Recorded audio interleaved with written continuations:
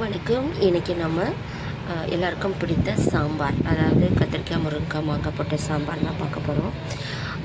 இதை நான் எப்படி பண்ணுவேன்னா, வதக்கியும் பண்ணுவேன். வெங்காயம், காய்கள்லாம் போட்டு வதக்கி பண்ணுவேன். இன்றைக்கி நான் காய்கறிகளை வேக வச்சுட்டு அதுக்கப்புறமா தாளித்து கொட்டினேன். அது எப்படின்னு பார்க்கலாம். ஒரு பாத்திரத்தில் தண்ணி தேவையான அளவுக்கு எடுத்துகிட்டு முருங்கைக்காய் ஃபஸ்ட்டு போட்டுட்டு அதில் ஒரு 15 சின்ன வெங்காயம், ஒரு 5-6 பல் பூண்டு போட்டு லைட்டாக மஞ்சள் தூள், எண்ணெய் விட்டு வேக விடுவோம். வேக விட்டுட்டு அதுக்கப்புறம் நம்ம கத்திரிக்காயை ஆட் பண்ணுறோம். கத்திரிக்காயும் போட்டு அதோட ஒரு 5 மினிட்ஸ் வேக விட்டுடலாம். வேக விட்டதுக்கப்புறமா நம்ம மசாலாஸ் ஆட் பண்ணலாம். ஏன் கத்திரிக்காய் தனியாக அப்புறமா போடுறோன்னா சீக்கிரம் வெந்து போயிடும், அதுக்காக தான். ரெண்டாவது, இந்த மாதிரி வேக விட்டு பண்ணுறதுனால அந்த முருங்கைக்காயோட அந்த வாசனை இருக்கு இல்லையா, மனம் ரொம்ப நல்லாயிருக்கும். அதுக்காக இப்படி ஒரு தடவை செஞ்சு பாருங்கள். அதுக்கப்புறம் நம்ம என்ன பண்ணுறோம், மசாலாஸ் போடுறோம். என்னென்னா காஷ்மீரி மிளகாத்தூள் இருக்குது, அது ஒரு ஸ்பூன் கலருக்காக போட்டுக்காங்க. அப்புறம் நம்ம காரத்துக்கு ஏற்ற மாதிரி சாம்பார் தூள் போட்டுக்கிட்டு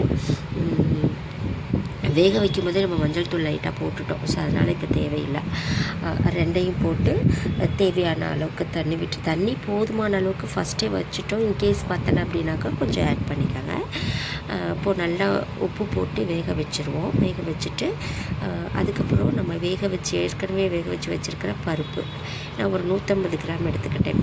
பருப்போட பெருங்காயத்தூள் கொஞ்சம் போட்டு ஒரு 4 மீடியம் சைஸ் தக்காளி போட்டு வேக விட்டு அதையும் நம்ம இந்த சாம்பார் காய்கறிகள் வெந்துட்டுருக்குது இல்லையா, அதோட சேர்த்துட்றோம். சேர்த்துட்டு ஒரு 5 மினிட்ஸ் வேக விட்டு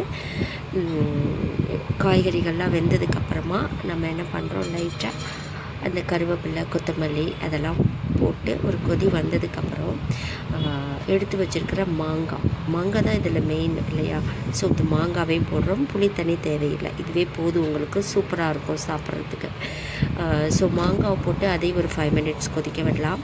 கொதிக்க விட்டுட்டு லைட்டாக ஒரு தாளிப்பு கொடுத்து இறக்கிட்டோம்னா சுவையான சாம்பார் ரெடி. தாளிப்பு எப்படி தரோன்னா, ஒரு தாளிப்பு கரண்டியை வச்சுட்டு லைட்டாக எண்ணெய் விட்டு கடுகு, உளுந்து, சீரகம் போட்டுட்டு வரமிளகாய் 2 கிள்ளி போட்டு அதோட கருவேப்பிலை, கொத்தமல்லி இதெல்லாம் எது போடணும்னு நினைக்கிறீங்களோ அதெல்லாம் போட்டு தாளிப்பு கொடுத்து இறக்கி வச்சுட்டு சாம்பார் ரைஸில் போட்டு இந்த மாங்காய் சாம்பாரை போட்டு அதுக்கப்புறம் ஒரு உருளைக்கிழங்கு பொரியல் வச்சு சாப்பிட்டோம்னா சுவையான, டேஸ்டான, எல்லாருக்கும் ரொம்ப பிடித்தமான மாங்காய் சாம்பார் தயார்.